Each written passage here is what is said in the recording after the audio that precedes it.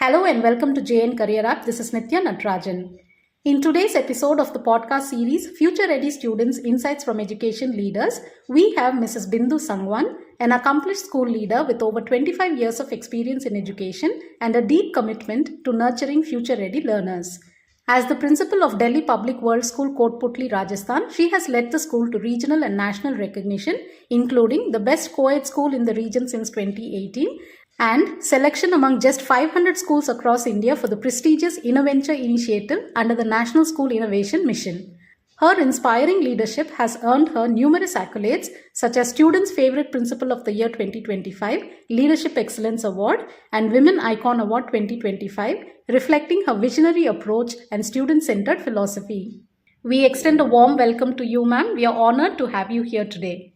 So to begin with, ma'am, you have seen education evolve over 2.5 decades.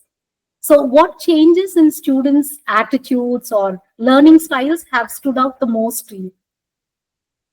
Right. So Nitya, when you said 2.5 decades, even I really, pondered over it. Is it really? And then I said, okay, 25 years, so it is 2.5 decades. So, see, I have seen students become more expressive, tech savvy, digital things have become their part and parcel of their life. And COVID has affected it the most. Not only students, teachers, in fact, I think all over the world, isn't it? Students have become more curious. We have never seen the level of questions they ask in the class, which if I go back and talk about the days when I had started, teaching my career. Earlier students, they used to follow what the teacher is telling. So if we really talk about NEP 2020, which has, moved from teacher-centric learning style to student-centric learning style, correct? Now, today's learners, they question, they explore and expect engagement. Here comes experiential learning, isn't it? However, with all these things, we have even noticed that a decline in attention is also there. Their attention span has reduced, You cannot see them sitting for a longer time. Now, the reason behind it may be partly due to the digital distractions, 100%. And because COVID, if I talk about after COVID, a lot of online universities have started, schools have started. So that face-to-face interaction has reduced. Right. That is also one reason. Okay. So the challenge now is channelizing them, their curiosity with structure without stifling their independence. Isn't it? Right. There are three, four types of learners. Some students who go to school because they want good marks, because their parents said that you have to complete your schooling. And then there are students who are self-motivated.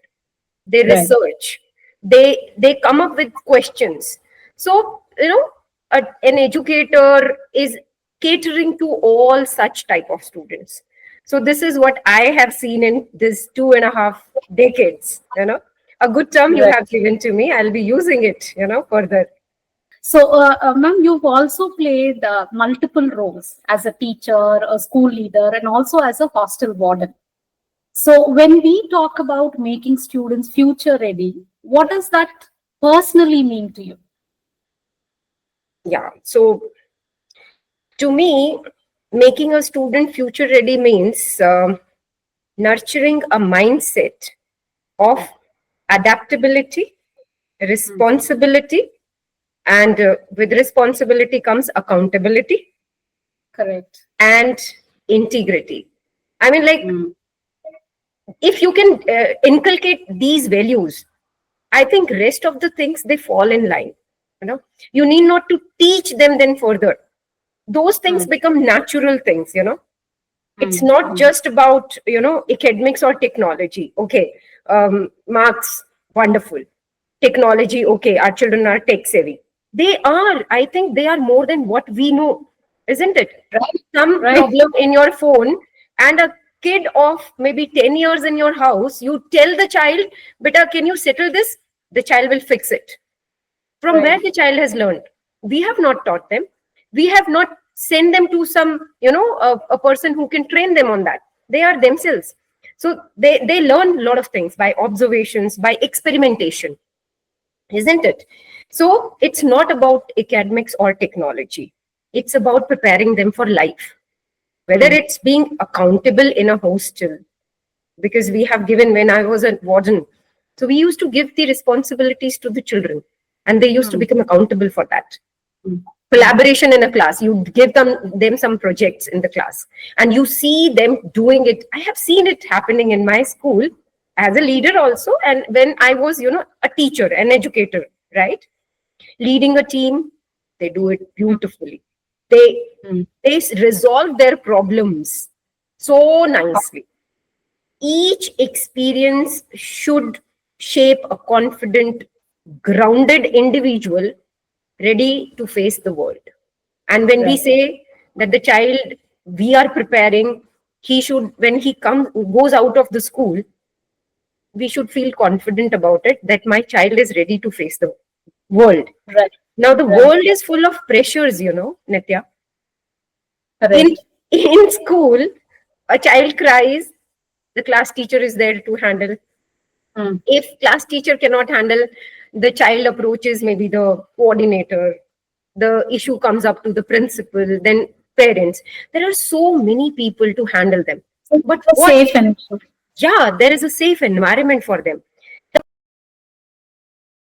Comfort zone, So this is the comfort zone. But then at the same time, we have to teach them. Okay, you want to cry? There is some problem. Okay, cry. When you are calm down, then come to us. We'll discuss about it.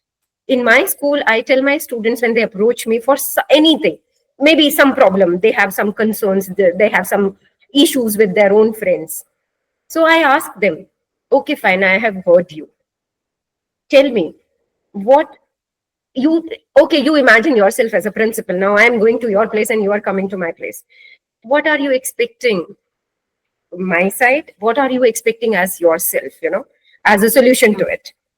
Ma'am, the child ABC XYZ, he should apologize. I said, okay, fine. Will that help you? Yes, ma'am. Okay, fine. Afterwards, will there be any problem or issues or concerns? No, ma'am. I'll try to handle it then. If that simple apology is helping that child to become independent, I think we should allow them to do so. The pressure. And you are making, putting them in a situation where they are the decision makers. That is what the experiential learning. And I'm telling you, Nitya, when I have looked up on NEP 2020 and the things coming up, experiential learning, give them the opportunity, I think maybe we have never talked about it. But if I recall my days when I was an educator in 2004, 2002, or I started my career in year 2000, we used to give such opportunity to the children then also. Maybe we have not labeled it as experiential learning. We never, gave it a name, but we were doing it. We were doing it. Yeah, we were doing it. Right. So, yeah. Right. Ma'am, so we are talking about, teaching them skills along with academics. But, balancing academics along with all of these skills like communication and creativity is a tough job. So how do you think schools can practically make that happen? Maybe you can give some examples from, from your school, how you are practically making that happen in the classroom. Now, again, I would say we were doing it. We are doing it. We'll keep doing it. Okay. So the best thing is integration. Integration is the key. Okay. Interdisciplinary activities. Correct. Subject enrichment activities.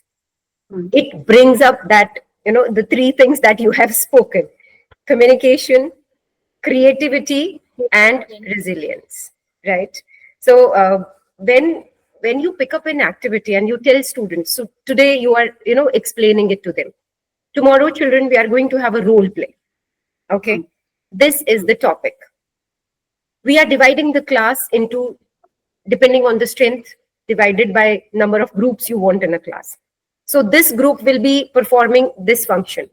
This group will be performing this function. And so on and so forth. Again, I would say my social science teacher, he said that, ma'am, I have, I am doing a sort of hunting activity in the school. I said, I'm happy to see. So, how far are you going to hide the things and then giving the clues to the students? He said, like a ma'am, treasure hunt. He said, ma'am, though I wanted to do it in the entire school, so my school campus is huge.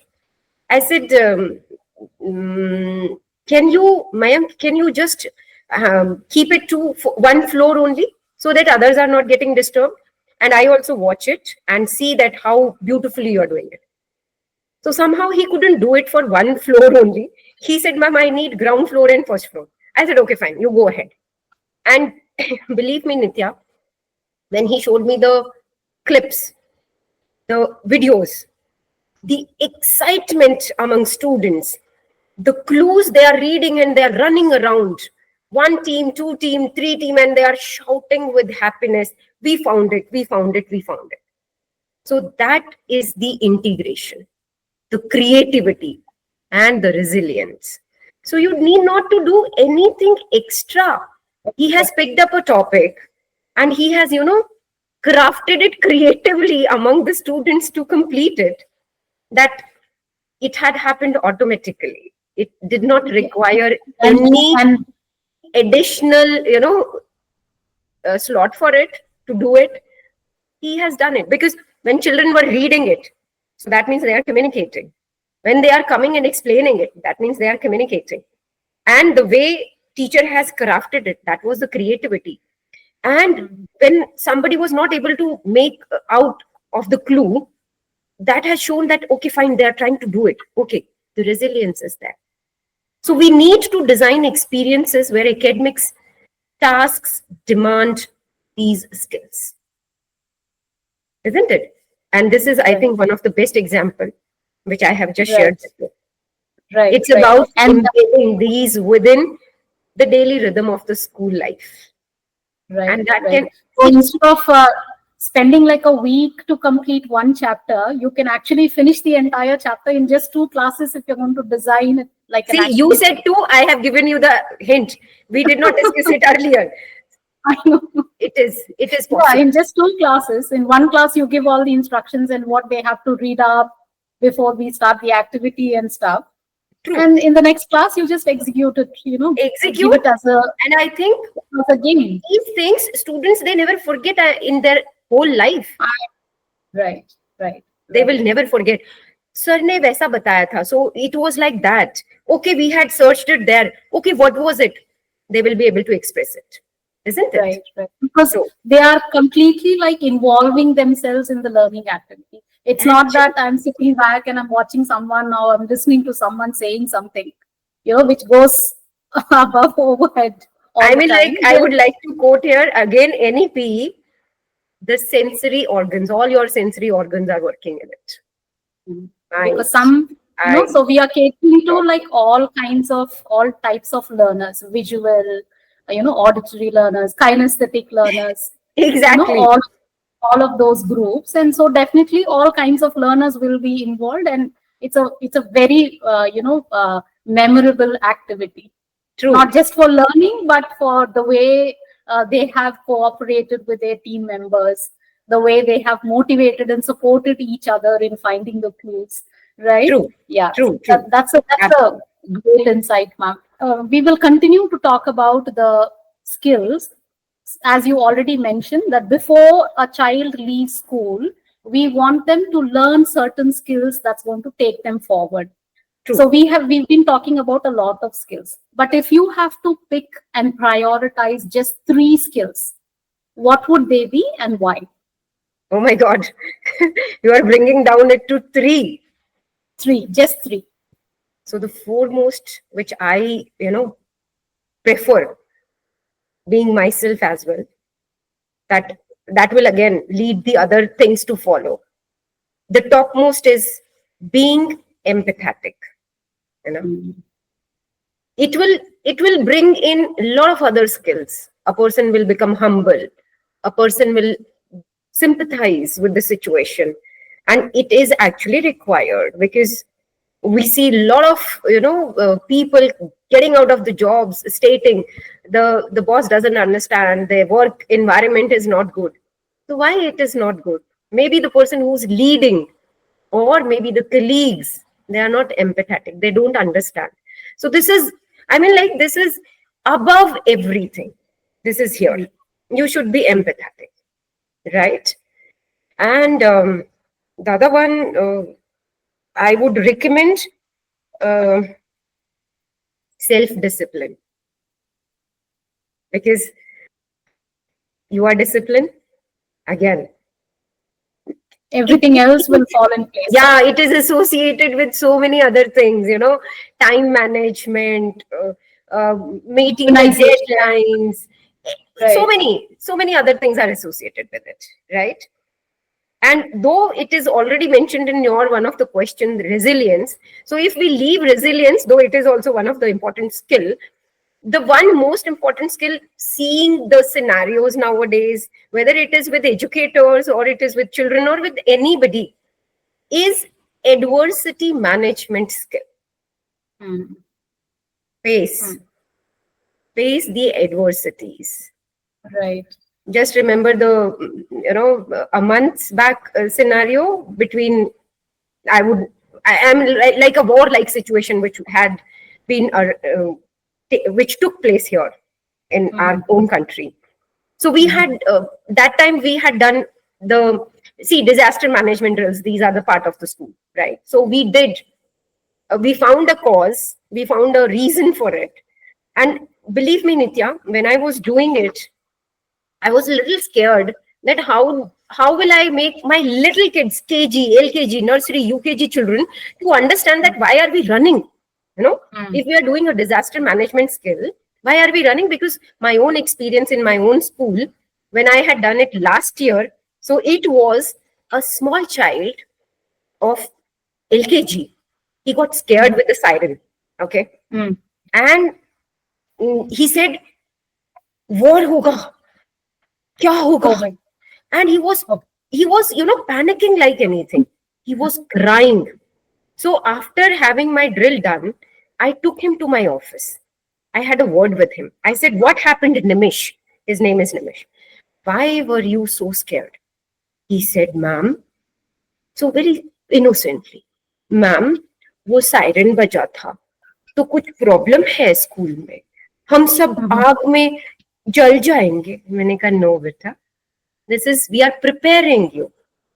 This year I faced him. I asked him, Nimish, how was the disaster? And he's in UKG now. So how was the drill?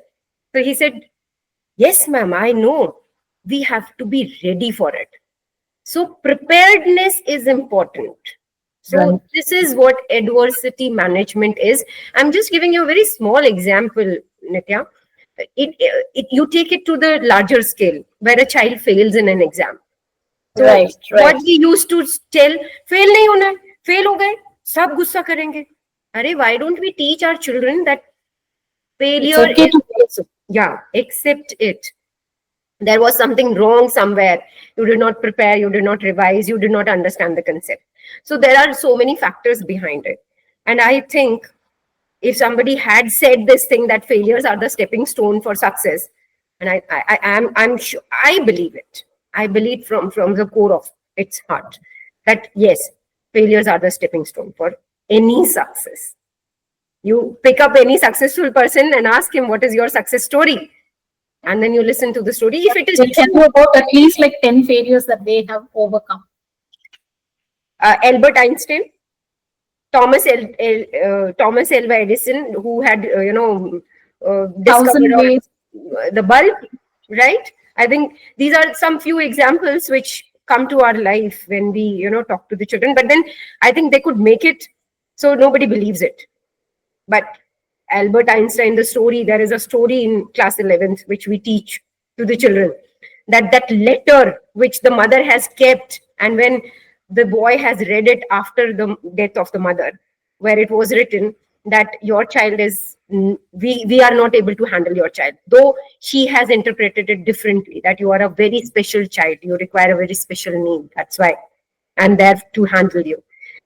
I mean, like, I think these are the examples, live examples in the life, isn't it, to be discussed with kids. Yeah, especially because students, nowadays competitive exams have become a part of life. No matter which stream you are, studying, or which career you want to pursue, you have to face a competitive exam in your life at some point. Either for college admission or after college, for PG admission, whatever, you have to face a competitive exam. And children take that too personally. Like, if I don't get it, or if I don't get this cutoff mark, I'm a failure in life. Exams are just exams. It's just one little part of life. There's so much else to it. But these are like small, young minds that we have to strengthen. True. Make them understand that it's okay. Exams is a big deal. Of course, you have to prepare for it. You have to put in your best of efforts.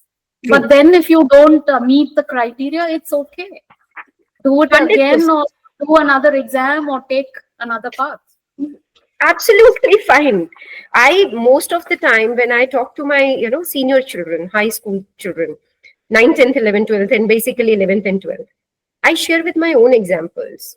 When I was in class 11th, I wanted to pursue medical science, but my father was in army, so we have this Kendriya Vidyalaya as our schooling.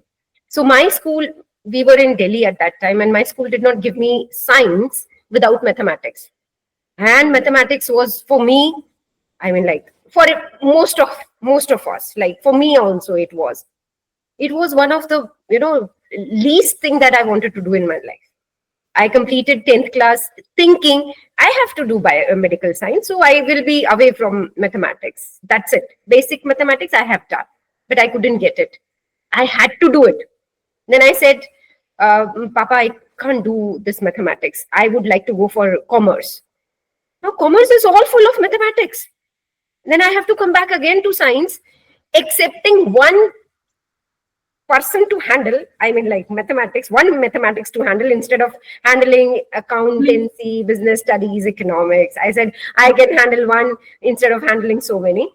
And let me share that after completing my graduation in medical science only, I have taught a child who was completing his engineering and he failed in mathematics, and I have made him clear mathematics. My God, that's a great achievement. I overcame my own fear. So this is what I share with my children also, that do not underestimate your own potential, because you do not know what is there inside you. I gave it a challenge to myself. I said, I will do it. And my father, he used to read newspaper in the morning, and I used to tell him that, okay, Papa, you don't need it now.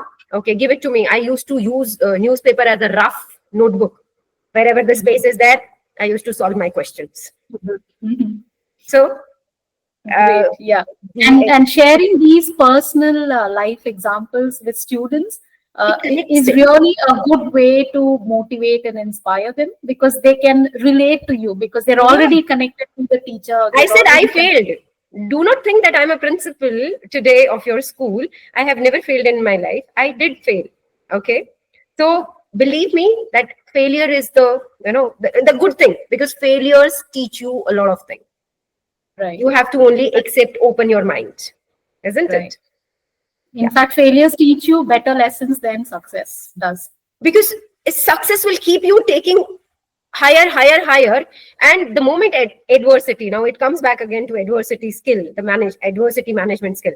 So if you have never seen an adversity in your life, you will never be able to face it. Immunity, COVID ke time pe kya hua tha? Immunity was, fighting. So those who were weaker on that fight, those who were never moved out of the AC areas, those who have never, felt the scorching sun or maybe the sweat, their immunity was not so strong. And doctors also say that once in a blue moon, you must have fever. because fever Right. tests the immunity of your system, of your body, whether you are strong enough to handle it or not. So even If you were diseases. never exposed to germs earlier, now you're going to get all the germs at once. Yeah, true. Right. Yeah, That was great, ma'am. You highlighted three skills: empathy, facing adversities, and self-discipline, uh, I said. right, right. Okay, so you've already shared some examples about how teachers can make classrooms more engaging and skill oriented without feeling overwhelmed. I This was one of the questions I wanted to ask you, but you have already shared an example with that. So we'll move on to the next question. I can Coming add on to something to it. You know, Okay, sure. If you have other examples, yes, please go yeah, I ahead. have, like, uh, uh, when you have to start anything, you know, very good thing is to, start from the scratch and small. Hmm. Try to ask, things where children speak more than you are speaking. It should be, again, the NEP talks about child centric. So let your lesson also start with that, voice of the child in the class. You tell me, you tell me, you tell me, and then, bring it closer and weave your topic. You can, Right. then Go from what they already know. Start from there. start from. What is the previous knowledge that the child is having about this particular topic or this particular subject, and build Yeah. it from there. And when a child is speaking in the class, you know, it gives confidence to the other children also. Okay, ma'am, I also have an example to share.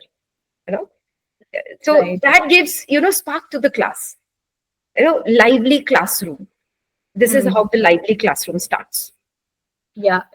So when I was a teacher, my first school principal used to say, when you walk down the corridors, we know exactly, even without listening or entering your classroom, whether there's something interesting or whether there's some innovative teaching going on in the classroom or not, because we can hear the buzz of the we don't want classrooms to be like quiet and silent. We want to hear that Oh buzz my in God, the you class. have touched my nerve again. I don't know, you must have gone through a post on LinkedIn that a class which is noisy or a class which is silent.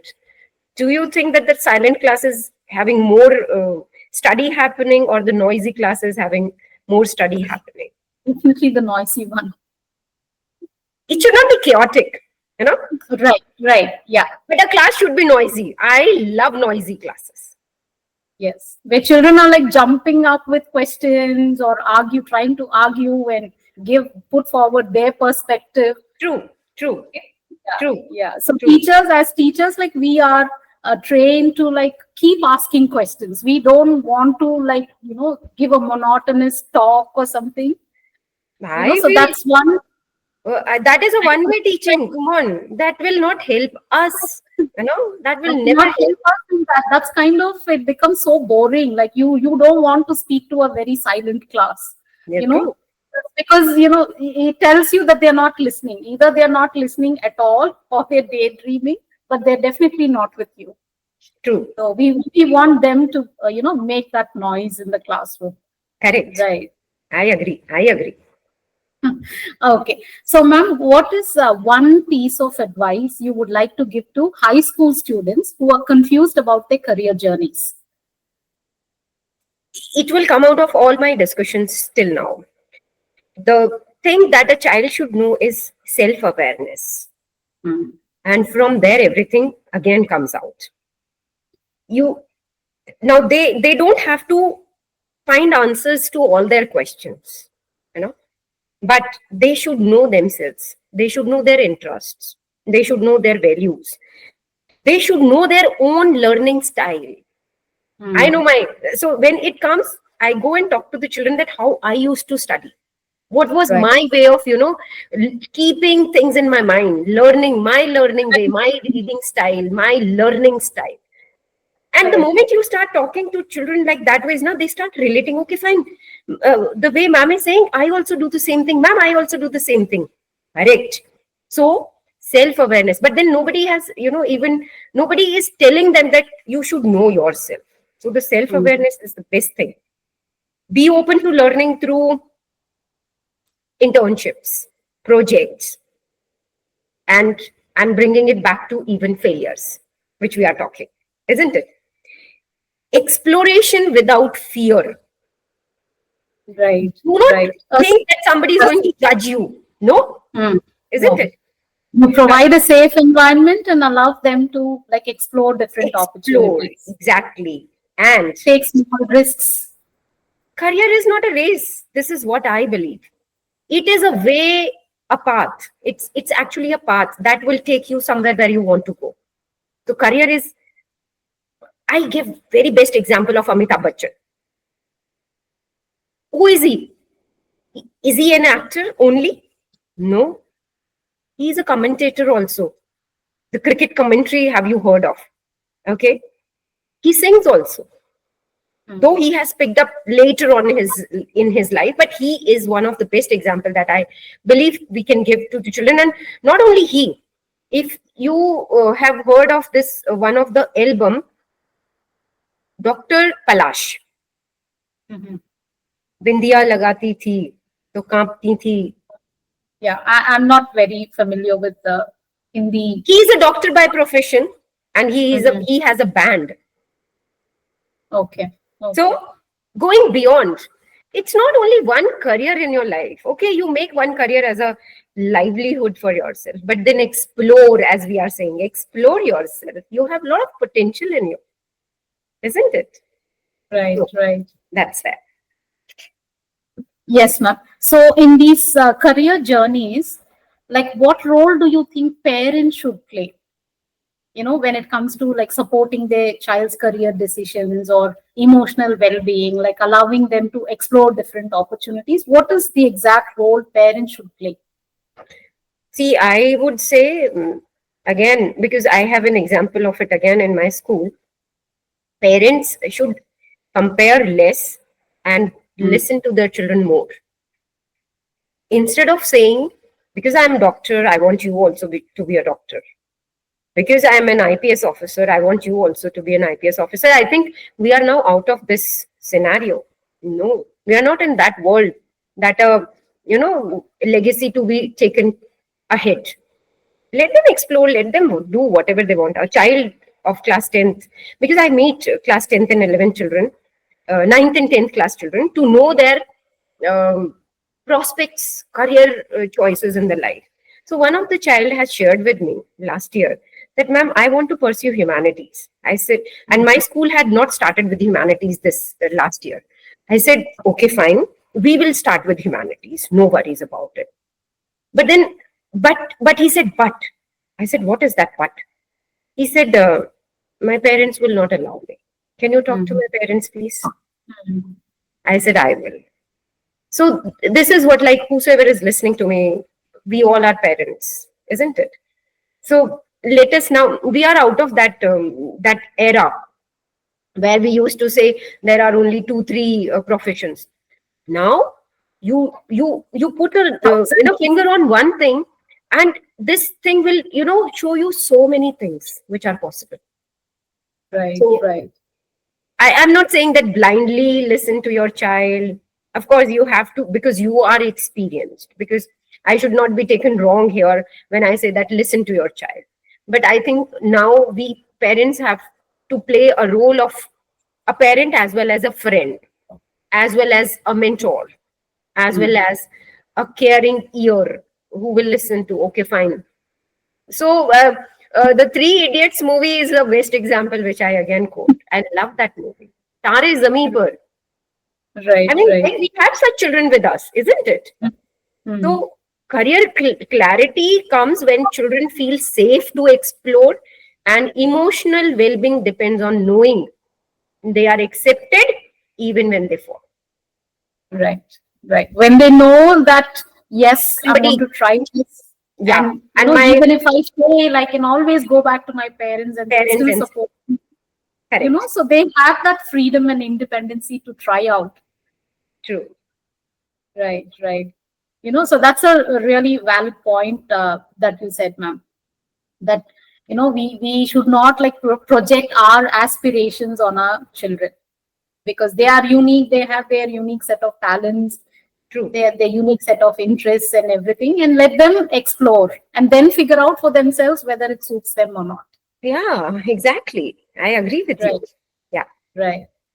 Okay. And finally, for all the school leaders who are listening to this podcast, what's one mindset shift you'd recommend if they truly want to prepare their students for life beyond school? First of all, greetings to all of them.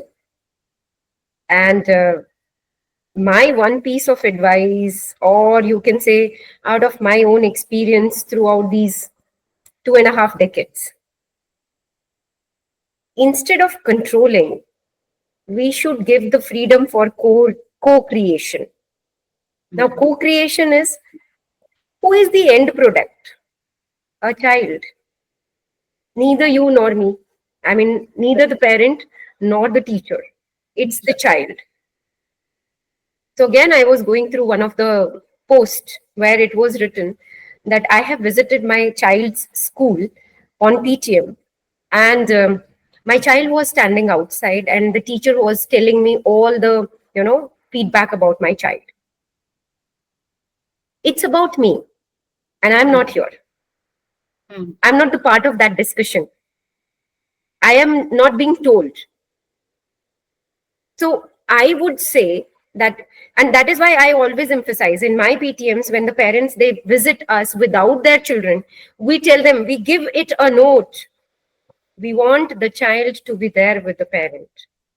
And we tell teachers that whatever you want to say, you tell it in front of the child. Appreciate him for his strengths and tell him that where he has to work upon. I mean, like, this is one piece of advice which we should all follow, because sometimes I have seen it happening. Parents says, ma'am, the child has gone to his mama's house, his uncle's house. He was not well, whatever.